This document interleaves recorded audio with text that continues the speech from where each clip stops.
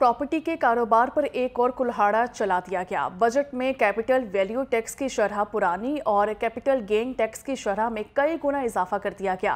Property की DC और FPR value में भी इजाफे का इम्कान है। टैक्सेस की भरमार से प्रॉपर्टी का कारोबार ना होने के बराबर रह जाएगा। प्लॉट की खरीदो फरोख्त करने वाले सरमायाकारों का सरमाया डूबने का खतरा बढ़ चुका है। प्रॉपर्टी के लेन देन पर पहले कौन से टैक्सेस थे, जी हाँ आपको बता रहे हैं प्रॉपर्टी के ऊपर मज़ीद टैक्सेस का कुल्हाड़ा जो है वो चला दिया गया है। आपको अपडेट कर रहे हैं प्रॉपर्टी के लेन देन पर पहले कौन से टैक्सेस थे, उनकी शरह क्या थी, अब किस टैक्स की शरह में इजाफा किया गया है। अशरफ मेहताब से जान लेते हैं। जी अशरफ मेहताब, बताइएगा कौन कौन से नए टैक्सेस लगाए गए हैं।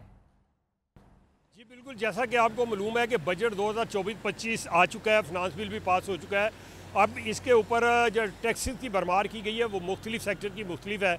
अब प्रॉपर्टी की बात करें तो इसके ऊपर भी कैपिटल गेन टैक्स को बहुत ज़्यादा बढ़ा दिया गया है। इसमें दो किस्म के टैक्सेस हैं, एक कैपिटल वैल्यू टैक्स है और एक कैपिटल गेन टैक्स है, जो कि वफाक यानी एफबीआर वसूल करता है, उसके खाते में जाती है। सूबाई हुकूमतों के भी टैक्सेस हैं और जो स्टाम्प लिया जाता है उसके ऊपर भी उनकी फ़ीस अदा की जाती है।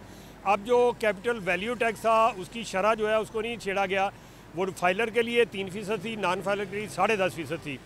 लेकिन कैपिटल गेन टैक्स में इजाफा किया गया है, जो कि फाइलर के लिए पहले 3% था और नॉन फाइलर के लिए 6% था। अब जो 3% था फाइलर के लिए उसको बढ़ा के 15% कर दिया गया है और नॉन फाइलर जो था 6% उसको बढ़ा के तकरीबन 45% कर दिया गया है। तो इस तरह से देखा जाए तो कई गुना इसमें इजाफा किया गया है।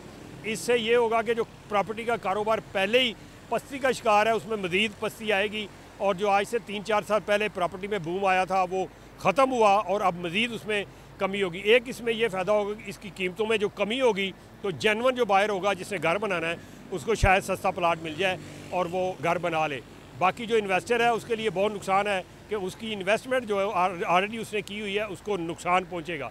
तो इस तरह से देखा जाए तो जो स्टाम्प निकालते हैं जिससे रजिस्ट्री होती है तो इब्तदाई तौर पर जो स्टाम्प निकलता है उसके ऊपर हुकूमत को टैक्स जाता है, सूबाई हुकूमत को। फिर जो स्टाम्प फरोश है उसको भी कुछ पैसे मिलते हैं। इसके बाद जो रजिस्ट्री करता है उसको भी पैसे मिलते हैं। तो इस तरह से जो वफाक है उसके एफबीआर के खाते में भी पैसे जा रहे हैं अच्छे खासे और इस तरह से वफाकी हुकूमत के भी खाते में पैसे जा रहे हैं। लेकिन हो ये रहा है कि जो एक ज़रूरतमंद है, जो एक गरीब आदमी है, उसके लिए ना तो प्लाट ख़रीदना आसान है और घर बनाना तो बहुत ही मुश्किल है।